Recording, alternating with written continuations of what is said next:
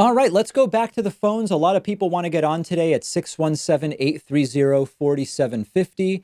Let's go. Let's talk to Tim in the 631. Tim in the 631. What's new with you, Tim? We haven't heard from you in the new year. How are you, David? Hey, what's up? Just want to give you a quick call to get your take on the new Unearthed video that came out, the undercover video of a Bernie Sanders staffer in Iowa talking about how Trump supporters should be, in quoted, put in gulags, and how gulags are a good thing and they should be shot on the beach. Yeah, I'm against that. I saw the video. Obviously, this is no Bernie strategist or anything like that, but I find that attitude, I find what was said absolutely denounceable and deplorable. In the United States, we have due process. We don't put people in prison or jail for political beliefs, and that is not something I can get behind for sure. That's good to hear. I've seen Bernie Sanders' career, and it's on video that he has talked highly of Fidel Castro's tactics, dealing with dissidents, shooting them on the beach, and he is for that. Hold on, hold on a saying second. Let's back up there, Tim. I want to make sure I know. You're saying you've seen video of Bernie saying he approves of shooting dissidents on a beach with guns?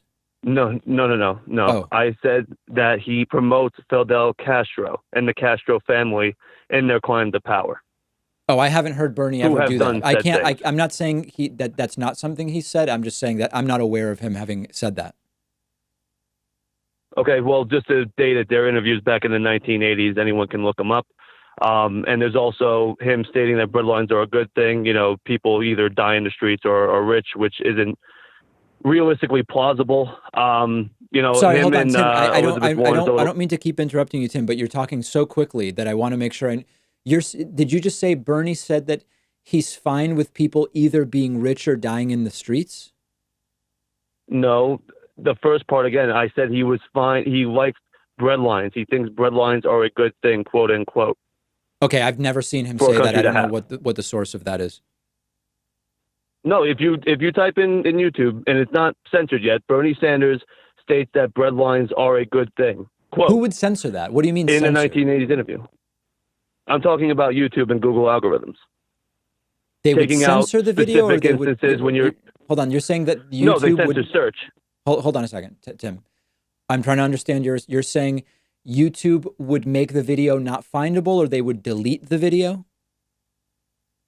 Right. I would say I'm not sure if it is yet, but they would maybe not delete the video. They would take it out of search results. So if you're typing in a search bar in YouTube or Google, because they're basically the same thing at this point, they can remove that and put the mainstream media up on top of that. So things from CNN, things from Fox News, vice versa, recommendations from Fox News. You've seen this. I only get Fox News and I hate it. You know, okay, yeah. No, there's no question that the YouTube, CNN, but the YouTube algorithm is definitely designed to prop up certain content and push down others. That there's no, I won't argue Correct. with that at all, Tim. So what I'm saying is for your audience and for you as well, because I'm not sure how you haven't seen this, is that Bernie Sanders states that breadlines are a good thing in a country. You know, not having seen the video, Tim, I don't think anyone which should I'll agree look with. for, I would guess, knowing Bernie, that there's more context than you're providing. That's my guess, but I'll review the video, Tim. I appreciate you bringing it to my attention. That would be great, and thanks for having me on again, David. It's always good talking with you. All right, very good. There's Tim. Let's go next to our caller from the 949 area code. Caller from 949, what's your name? Where are you calling from? This is Daniel from Los Angeles. Hey, Daniel, what part of LA are you calling from? Downtown LA, actually. Downtown, okay. I kind of like downtown. I know it gets a bad rap. Downtown is great, and it's gotten really revitalized as long as you don't mind walking past a bunch of homeless shelters. Well, yeah, and we talked about that actually earlier this week, and some of the policies that are being considered there. But in any case, this is your time, not mine. What did you want to talk about today?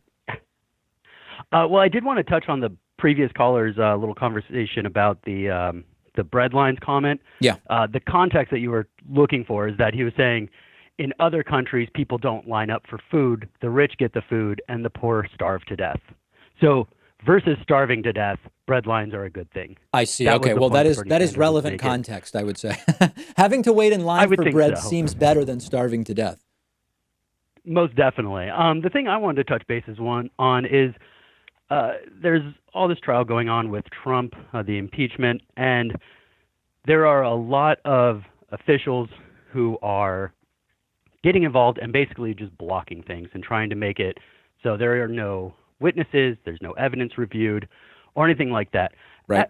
At what point are these people? I understand that we're hoping that they'll be held politically responsible in the upcoming elections. At one point, does it get to where they would be held criminally responsible for aiding and abetting in Never. the president? Never, right? No, never. That's disappointing. Yeah. I mean, listen, Okay. you know, if you there are people who would argue that that's a good thing. So one of the prototypical examples is my home country of Argentina, where it is very common that when you have a change of regime, the new regime will start will assist in and will push for criminal charges against members of the prior regime. And the thing is, if you've done something criminal, you should be there should be consequences for that. You should be held accountable. And of course, the problem becomes when it just becomes this circle where every regime starts getting indictments on the previous regime. Nothing is ever resolved. Kangaroo courts, you know, all this. It's a catch-22 situation because I want people held accountable. I've also seen what happens when an administration simply starts indicting members of the previous one endlessly. It's not particularly good for the country because before you know it, the previous people are back in power, much like is happening in Argentina now. So I don't know what the solution is, quite frankly. Well, just to follow on that point, in regards to when Obama got elected and decided that we were going to look forward and not prosecute people who were potentially guilty of war crimes, who had just left office, was that a good decision? Because I feel like that just encouraged a certain party to continue down that line, and that's what we're seeing now. And with anytime, Trump. to some degree, anytime one gets away with something, it is a tacit encouragement to do something again the next time, or it sets an example for someone else to some degree. Obviously, the world is more complicated than that, but you have to balance it with if Obama says we're going to indict, well, of course, Obama couldn't say it because he doesn't control the judiciary. But let's say the Obama administration and his judiciary decided we're going to investigate and indict George W. Bush on war crimes.